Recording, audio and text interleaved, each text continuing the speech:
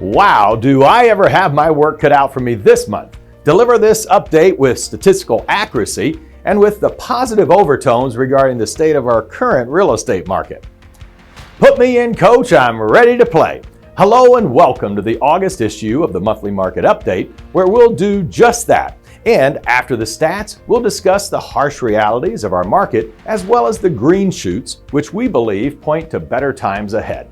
But first, at 7792, July's for sale inventory increased almost 33% from June and is 128% ahead of this time last year.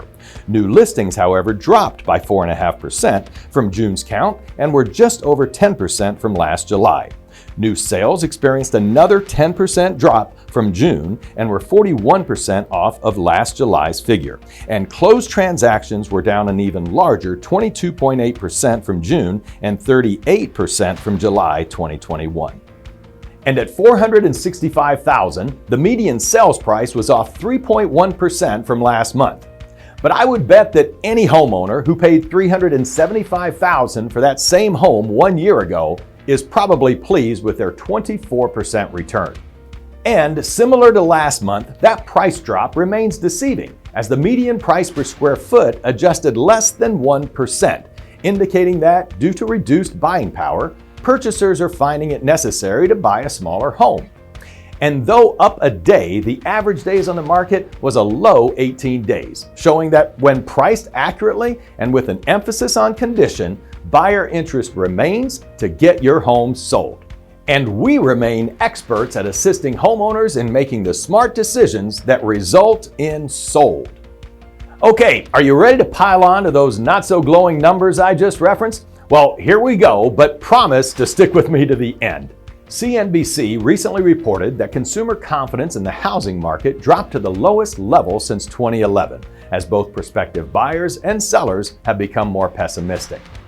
Redfin senior economists recently released their 10 markets most likely to pop in a recession, and Riverside, California was number 1 on the list, while Las Vegas came in at number 5.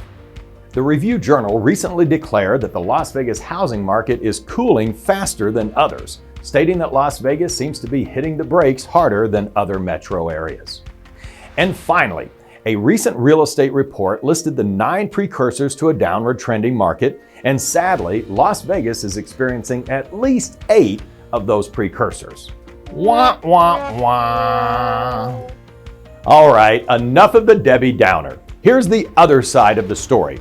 For the first week since the start of this downward trend, we enjoyed a slight reversal of movement as new listing counts dropped and new sales increased. We certainly need to follow this trend for a few more weeks to make any solid predictions, but as families are returning from revenge vacationing and children are getting back to school, fuel costs, a key contributor to inflation, have settled and begun to decline, as have mortgage rates, which almost hit 6% and are now down to the high 4s. Combine all that with a recent jobs report that pegged unemployment at record lows, well, I believe this downturn may be shorter lived than many might believe. Let's not go crazy with this though. This recovery does not return us to the wild and wacky post-pandemic real estate craze, and none of us should want that. Instead, we'll get back to a reasonable supply-demand balance that has caused real estate to be the chosen long-term consistent wealth builder it has proven to be for centuries. This theory must be echoed by Wall Street favorite Blackstone, who recently turned a cool $4.1 billion profit from their sale of the Cosmopolitan Hotel and Casino, and has now obtained investor funding in the amount of $50 billion earmarked specifically for real estate opportunities across the country. Now that is a sign of confidence in real estate. Additional confidence was shared last month by Station Casinos, who 2 days after they declared they would be demolishing 3 of their pandemic shuttered properties, announced the purchase of their largest land holding ever, 126 acres south of the Strip between Las Vegas Boulevard and the I-15. And Reed International Airport, one of the most negatively impacted by the pandemic, had its busiest month in history in June, with 4.68 million passengers flying in and out of Las Vegas. And finally, MGM Resorts announced they are poised to reap benefits of best ever Vegas events calendar. MGM Resorts President and CEO Bill Hornbuckle stated at a recent earnings call that looking ahead, we continue to be quite bullish on our domestic business outlook based on a number of tailwinds coming in the near year, including the rebound of our convention business, the return of international travel, and the lineup of exciting events in Las Vegas. You know what?